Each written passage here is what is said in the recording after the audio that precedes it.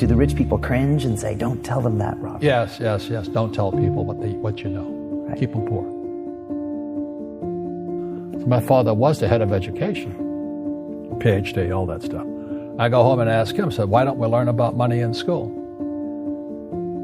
And he looked at me and says, because the government doesn't let us teach that subject. The government tells us what we can teach and what we can't teach. And I thought that was strange. And I said, but aren't we going to school to learn about money? He says, no, your job is to get a job. I said, but you get a job to earn money. He goes, no, you're supposed to just get a job. I went, no. Isn't the purpose of a job to earn money? He goes, you're correct. I said, so why don't I just learn about money? I can skip the job part, And he got flustered and he said, if you want to learn about money, why don't you ask your best friend's father about money? And I said, why? That's Mike. So why ask him? He says, because Mike's father is an entrepreneur. And I said, what are you? He says, I'm an employee. I'm a government employee. I went, oh, what's the difference? He says, the difference is an entrepreneur must know about money, or they're no longer entrepreneurs. And he says an employee doesn't have to know anything about money, because the government will take care of them, the company will take care of them. So I'm all confused. But I took my dad's advice and I trundled over to Mike's father's office and knocked on his door and I said, hey, I'm here, 9 years old. Teach me about money. He says, beat it, kid, But that's where the story of Rich Dad, Poor Dad started. And finally, through persistence, my rich dad started teaching me about money on one condition. And that condition was he would never pay me. He says, the moment I pay you, you think like an employee. He says, that's the trap. Entrepreneurs work for free. And now I'm 9 years old, my head's cracking in half.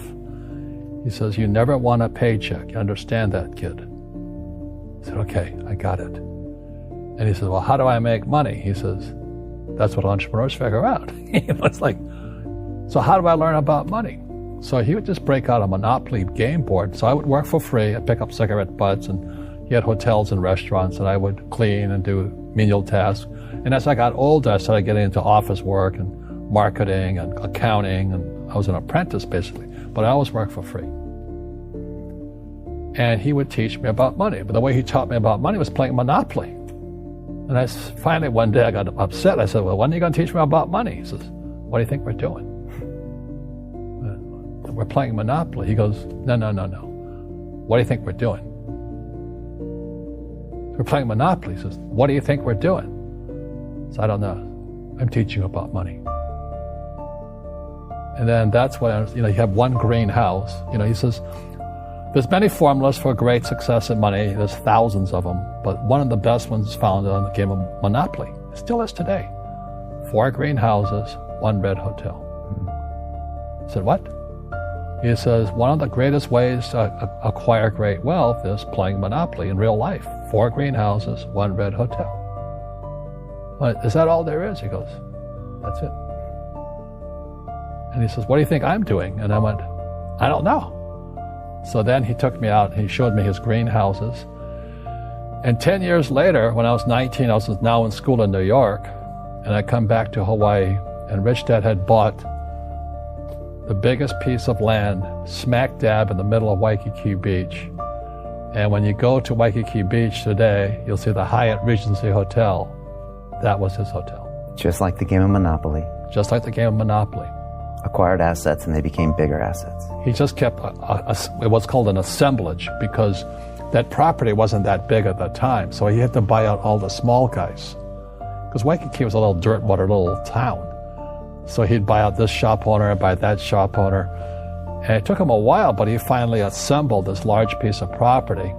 And then he and Hyatt put up this giant hotel. It just sold for $800 million. So that's how I learned about money.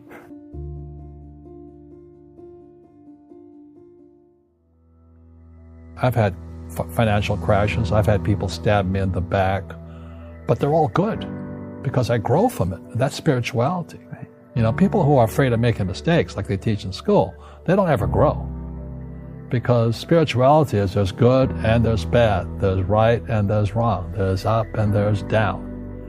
Most people only want to be right, they only want to be positive. Well, you can't have that. That's not reality. Well, I wasn't poor by most people's standards, but I came from a family with a poor attitude, if you know what I mean. Because rich, poor, middle class, poverty starts with a fundamental attitude. Poverty is passed on. It's taught in your families. And middle class is taught in families. And so the people right now who are sitting at home, who are struggling financially or worried about money or unhappy, they may be making a lot of money, but unhappy with what they're doing, it was probably taught to you. You know, your super ego was taught, get a job, work hard, or you'll never be rich, or the rich are evil, or whatever. The school system will never teach you about money. The school system was designed to teach you to be an employee, which is important, or a doctor or a lawyer, a specialist, but never about money. And what most people lack is real business knowledge, like accounting, like debt, like taxes. You got to know that stuff, but they don't teach it in school to anybody. So, and then when people ask me, how did your rich dad learn this when your poor dad, a PhD, didn't? And the answer is very simply, my rich dad was my best friend's father. His father died when he was 13. So his rich dad had this family business at 13 to run. So he had to drop out of school, which was his blessing. There's blessings, and sometimes a blessing doesn't look like a blessing, but it turned out to be a blessing. And then his teachers became his bookkeeper, his accountant, his attorney, his banker, his real estate agents. So he has what I call real teachers, not these fake teachers in school. You see, most teachers in school, they're out of ethics. They teach subjects they themselves don't practice. I asked the teacher, I said, I'm in my third year of calculus now. It was called strength of materials. I said, am I ever going to use this stuff? He goes,